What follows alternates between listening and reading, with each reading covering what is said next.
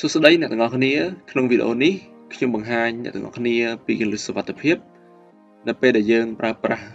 Mastercard ឬក៏ Visa Card នៅលើ website អញ្ចឹងទាំងអស់គ្នាដឹងខ្លះៗមកហើយនៅពេលដែលយើងប្រើប្រាស់លេខកាតហើយនិង password របស់ card ដែលលេខប្រហែលខ្ទង់ហ្នឹងអញ្ចឹងបើសិនបើក្នុងនោះគឺយើងប្រើប្រាស់ website ដែលឆក់បោកគឺយើងនឹងបាត់បង់ថវិកានៅលើកាតយើងអូខេអញ្ចឹងចំណុចប្រហែលចំណុចដែលខ្ញុំចង់បង្ហាញអ្នកទាំងអស់គ្នាទី1គឺទាំងអស់គ្នាមុននឹងចាយទាំងអស់គ្នាត្រូវមើលថាតើ website មួយហ្នឹងត្រូវបាន encryption ត្រឹមត្រូវនៅអញ្ចឹងក្នុង website នេះខ្ញុំឧទាហរណ៍លើ Amazon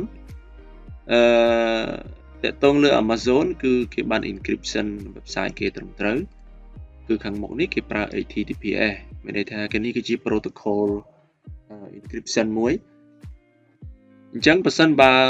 website ដែលយើងកំពុងតែរៀបទិញហ្នឹងខាងមុខនេះដាក់ថា HTTP ទៅទេមានន័យថាវាមិនសុវត្ថិភាពទេនៅពេលដែលយើងបញ្ជូនទាំងលេខកាតរបស់យើងទាំងលេខ3 4ខ្ទង់ដែលជាលេខសម្ងាត់របស់យើងនៅលើកាតហ្នឹងគឺมันមានសុវត្ថិភាពមានន័យថាវាអត់បាន encrypt អីទេអញ្ចឹងគេអាចឃើញបាន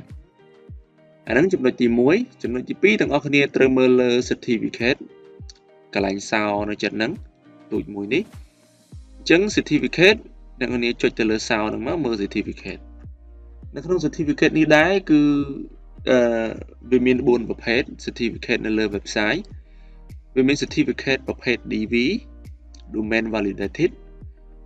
ទី2គឺ certificate IV individual validated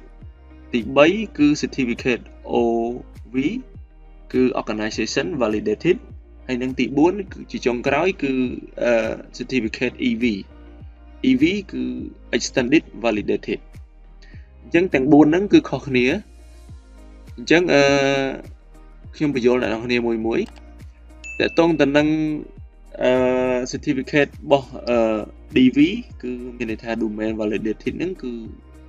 វា encryption ធម្មតាទេអញ្ចឹង website ណាក៏គាត់អាចមានអានឹងដែរហើយគាត់អាច encrypt បានតាមរយៈ provider របស់គាត់ធម្មតាហើយទី2តកតងលើ IV ឬក៏ OV គឺយើងទៅ request ស្នើសុំទៅកាន់ក្រុមហ៊ុនដែលចេញផ្សាយ certificate ឲ្យយើងមានដូចជា DigiCert, Thorte អីផ្សេងអញ្ចឹងប្រភេទ OV និង IV ហើយជាចុងក្រោយគឺប្រភេទEV គឺ extended validated ប្រភេទ EV គឺវាស្រដៀងទៅនឹង OV ហើយនិង IV ហ្នឹងហើយក្នុង IV ដែរប៉ុន្តែវាខុសគ្នាត្រង់ EV គឺជាប្រភេទ certificate ដែល advanced certificate មុននឹងបាន certificate ហ្នឹងគឺឯកសារស្មុគស្មាញហើយឯកសារច្រើនដែលក្រុមហ៊ុនដែលចេញផ្សាយមុននឹងចេញផ្សាយឲ្យ website នីមួយៗគឺគេ verify ច្បាស់លាស់ច្រើនណាស់តើតងឯកសារអាជីវកម្មឯកសារបើកអាជីវកម្ម business ហ្នឹងឯកសារផ្សេងជាច្រើនហើយក៏មិនងាយបានដែរ website មួយចំនួនល្មមគឺអត់បានទេអញ្ចឹងបើសិនបើ website ដែលទាំងអស់គ្នាកំពុងតែរៀបនឹងទិញហ្នឹងបាន certificate EV គឺកាន់តែយើងជឿទុកចិត្តខ្ពស់ហើយបើសិនបើបានត្រឹម OV ឬក៏ IV ក៏យើងអាចដឹងថាតើ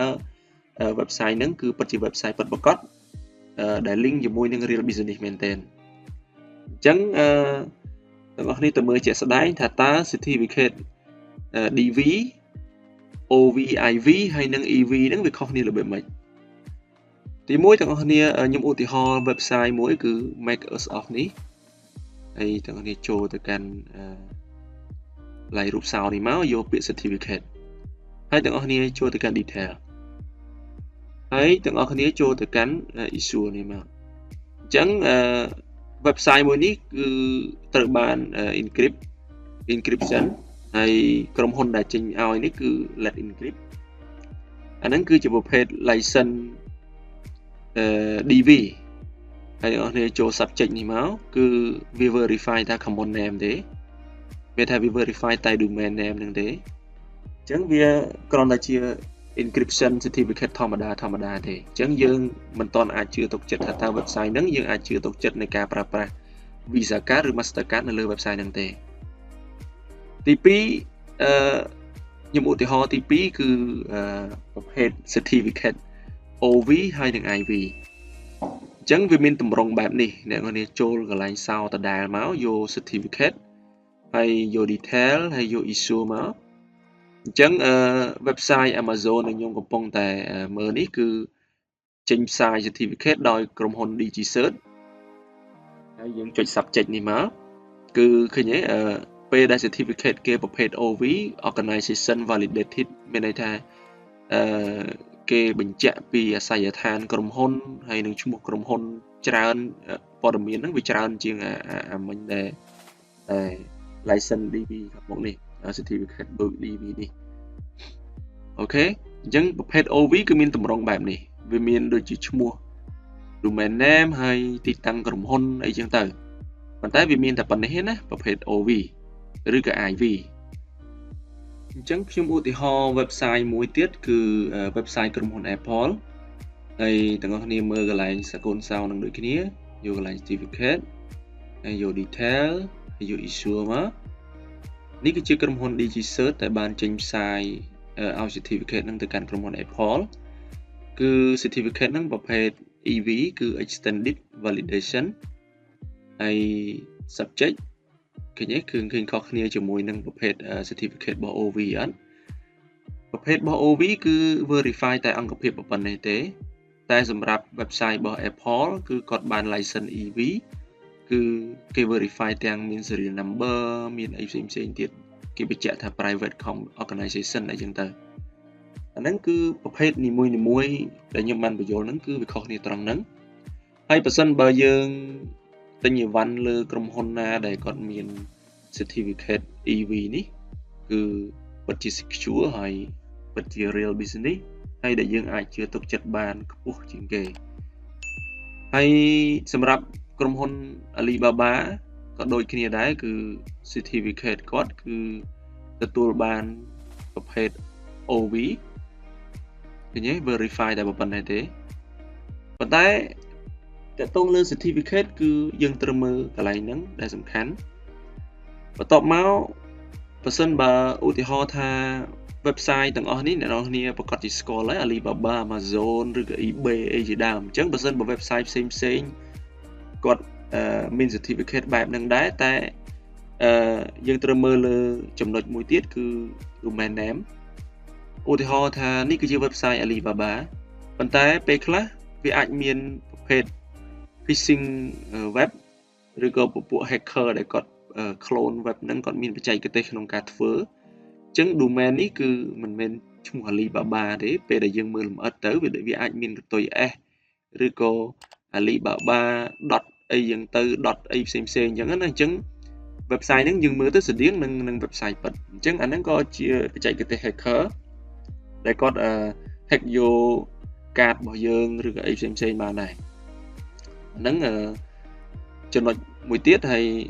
ចំណុចដែលយើងត្រូវមើលទៀតគឺតាក់ទងលើគេឈ្មោះក្រុមហ៊ុនតើយើងធ្លាប់ស្គាល់អត់ឧទាហរណ៍អ្នកខ្លះគាត់គ្រាន់តែកលេច website មើលអូ Alibaba គាត់ស្គាល់ក្រុមហ៊ុននឹងពិតប្រាកដអីនៅស្រុកចិនស្រុកអីចឹងណាហើយដោយ website មួយចំនួនពេលខ្លះអ្នកទាំងអស់គ្នាអត់ដែលស្គាល់ផងហើយទាំងអស់គ្នាយើងហ៊ានបន្ថយក្នុងការដាក់កាតយើងនៅលើនឹងមិនកើតហ្នឹងហើយហ្នឹងយើងត្រូវមើលឡើងនឹងដែរចំណុចជាចុងក្រោយមួយទៀតគឺយើងត្រូវមើលគេហៅថាលក្ខខណ្ឌ policy privacy របស់ក្រុមហ៊ុនដែលយើងកំពុងទិញហ្នឹងគឺមាន guarantee តេតងការ payback មកវិញអត់បើសិនបើ ship អត់ដល់យើងរយៈពេលប៉ុណ្ណេះអីចឹងណាអាហ្នឹងក៏ជាចំណុចមួយដែលយើងត្រូវមើលដែរហើយខ្ញុំ suggest ឲ្យទាំងអស់គ្នាប្រើប្រាស់ virtual card បើសិនបើការងារ online អ្នកទាំងអស់គ្នាទិញអីវ៉ាន់នៅលើ online ច្រើន virtual card ខ្ញុំឃើញក្រុមហ៊ុន ABA គាត់មាន option ហ្នឹងគាត់អាចបង្កើត virtual card បានយើងធ្លាប់ប្រើទៅវាប្រើប្រាស់ស្រួលដែរអញ្ចឹងអ្នកទាំងអស់គ្នាអាចបង្កើត virtual card អ្នកទាំងអស់គ្នាអាច limit transaction ចាយសម្រាប់នៅក្នុង virtual card ហ្នឹងបានហើយ ទី2បើសិនបើក្នុងករណីបាត់កាតនឹងឬគេអាច hack គេអីយើងអាច block កាតនឹងស្រួលហើយក៏មិនមែនជាកាត number real របស់យើងដែរអញ្ចឹងណាហើយយើងអាច limit នៅក្នុងការចាយនឹងបានទៀតអូខេវីដេអូហ្នឹងមានតែប៉ុណ្្នឹងហើយជា tip មួយសម្រាប់ទាំងអស់គ្នាសង្ឃឹមថាទាំងអស់គ្នានឹង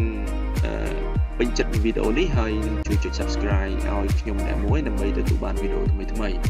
អរគុណច្រើន